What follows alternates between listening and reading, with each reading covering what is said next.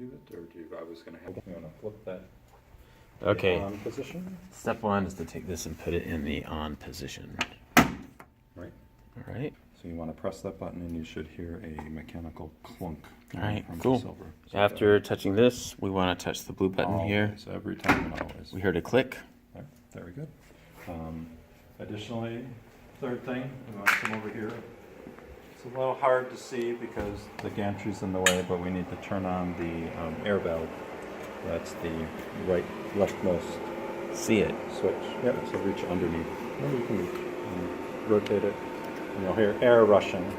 That's normal, and that sounds All right. good. So those start the software, so it's right down here. Okay. Can I just touch it with Little touch screen? icon. It is a touch screen. If you can manage it, that's fine. Okay. And then, if everything goes well, we'll get 3 windows. This RPM window, which is already up. We'll get a red positioning window and a command console window. No errors. So that means the software is functioning correctly. So the first thing we want to do is verify that the computer is talking to the Shopbot. We also want to pick the machine up off of the wooden block that it's sitting on.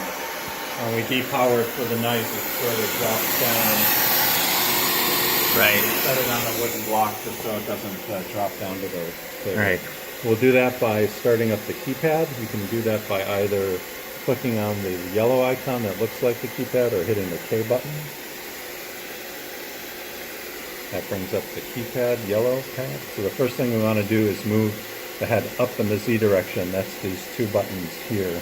And you should see the head move up on the table. And it does. That's great. More. No, that's enough. We want to get the block out of the way. We'll note now that we see all 6 tools in the tool holders, which is good. That means there's no tool in the spindle. But we'll double check just in case. Sometimes it's hard to see. And there's no tool in there. Right. And then the next upward until it hits the limit switch.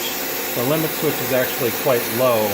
It's where this line lines up with this line. This whole head moves and this stays stationary. So I have a line that shows the low point and a line that shows the high point and a line here that shows where the switch is triggered. We want to make sure this line is an inch below the reference line. So you should come down half of an inch. Alright, so this is the top. This is the top limit right here. Right. And then that's the bottom limit. And then the mark at the bottom is the switch. Is the trip where the switch trips. Okay. Alright, so we're going to move this down half an inch, and it turns out that these are inches, so we can use that to figure out. Approximately, you can look on the machine itself. Cool. So we're going to put it down to 4.1. 4.1 would be great. That's fair enough. That's close enough. Accuracy doesn't matter. Okay. And the golden rule of the keypad is when you're done with it, when you don't need it, exit away because it will only cause problems later on down the line. So always close the keypad. All right. Always close the keypad. So now we're going to our first pre-programmed maneuver, which is stored in the cuts menu. And it's going to be C3 home. Whoops. Yep, that happens. Home XY axis using clock switches. And when you click that button, the tool will move, or choose that option, the tool will move. So it's moving upward. And it found that limit switch in the Z, and then it will do the same in the Y. And lastly, the same in the X. So it's going to come all the way towards us. We want to make sure we are not in the way, none of our progressions are in the way. Tools, etc.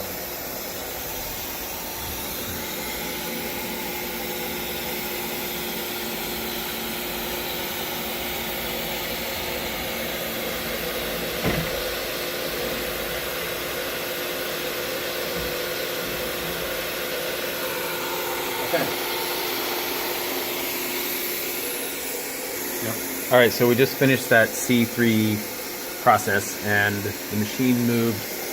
It checked the limits up, down, left, and right, and then the x-axis it moved all the way to the end. So right now, the spindle if it were to come down, would hit that corner right there. And so the next thing that we want to do is to have the machine grab tool number 1 And and validate that work. Cuts menu. We're going to go to the cuts menu over and over again. Now the cuts like just a program, like a moving program type thing. Think of it as pre-programmed routines. So And we're going to go to C1, change tool. tools, appropriately named. And when you choose that option, you'll get a window that asks you what tool. Okay. The tools are numbered 1 through 6 from right to left. Tool number to change to is this? That has no. Okay, so it's just this guy here, right? Right, and we'll type in 1, clicking on tool number 1, and we'll hit enter. Or OK. And the tool will move. There it goes.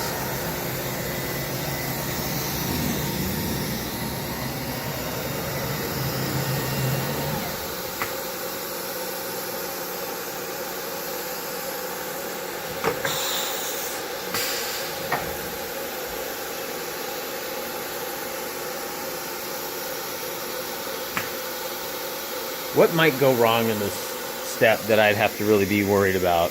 It may be misaligned, and it might knock the tool to the ground or not grab it correctly. That'll happen if you don't do the C3 first. If it doesn't know where it is, then it can't go to the precise coordinate. Got it. So if we miss that, it could really mess up the everything. This hose, I will wire wrap it to this clamp right here. Sometimes the hose will get caught back here, and then when it goes to move forward, Gets crunched a little bit. So the temporary fix is we'll fix it permanently to the clamp here. Eventually we'll make a better looking holder to keep it out of the way. So now the next step is we need to warm up the spindle. Get the bearings inside of it to the operational temperature. Is that another cut? That's why you grab the spindle. Yeah, that's why you grab the tool. We would go to the cuts menu, but the first thing is you'll notice that it is beyond the 96-inch boundary of the table. It's also very close to the other tools, so if something irregular happened, we might crash into one of the other tools, and that's all very expensive back there. So we want to bring up the keypad again by pressing the yellow button or K on the keyboard. All right, I'm going to do K this time. Yeah, I like the keyboard. And There now it just is. bring it forward in the X. You can use either the keys on the screen or the keys on the... So left and right is X, kind of like in a... on the way just that you're standing right now in orientation of the machine, that's why we stand sideways. Just like your algebraic grid, you got your Y axis so and you the want X to axis. definitely go this way. All right, so this will be And more when to you us. do that, you can see the machine move. And now We just want it inside the space. bring it in the table and leave it in the back right corner, because that's a corner where it's unlikely that someone's going to inadvertently try to touch it while it's warming up. So get rid of that keypad, because we get rid of it every time we don't need it. And then back to the cuts menu. And we're going to go to spindle warm-up routine. So it's been C3, C1, C5. Whenever you tell the machine to start the spindle spinning, gives you a warning. as a safety feature, it asks you to hit the start button, a physical button. That's the green switch. Every time you run any program that requires the spindle, you'll hit the green button, and as soon as you do, click, you'll hear the high-pitched whine of the spindle. If you could see the cutting tool past the black curtain, you'll see a spinning bit.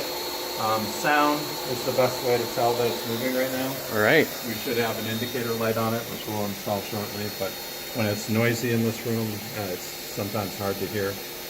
Just make sure it's spinning. And now you can clear this window with a OK. If you hit cancel, will it turn it off? Yeah, it'll cancel the job.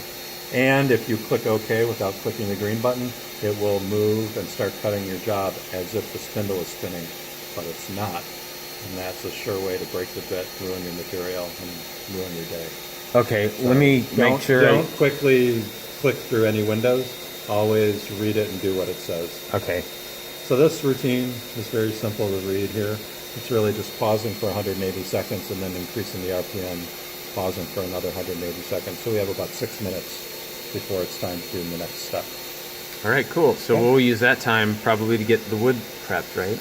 Yeah, the way I would run it, I remember you're not cutting right in the corner. I think you were cutting offset a little bit because we had some knots we were trying to get around. We're just going to position, I'm going to go ask Yuri. Yuri bought this first foot of material. Yeah. He doesn't want this. You guys can just show the cost of Yeah. it. If he does want it, I'll just flip it over. We want to put as big a piece of material on the bed as possible. It's more mass and it's more vacuum area to hold the part down. We can always trim it afterwards. So Don't bother. Keep the material full size as long as it's under 4 foot by 8 foot. Because we have okay, if it's under 4 foot by 8 foot, then we need to do extra work to make sure that the vacuum pulls it down all the way. If we were to trim this piece off and then just put this All on right, the table, okay. then we'd have less opportunity for clamping. It just makes life harder. Okay. So this though is less than those boundaries that you mentioned. So a 4 foot by 8 foot. Well, it's not greater than, like if you brought in a 12-foot piece of wood, we'd have to cut it to 8 feet to put Oh. on the table. So keep the sheet up to 4 foot I wasn't by 8 thinking foot. 4 foot by 8 foot is the dimensions of the tabletop, of course. Okay. So, all right. So if I'm in here and I've got something like this and I put it down, how would I know that this is, whether or not I need to clamp it down?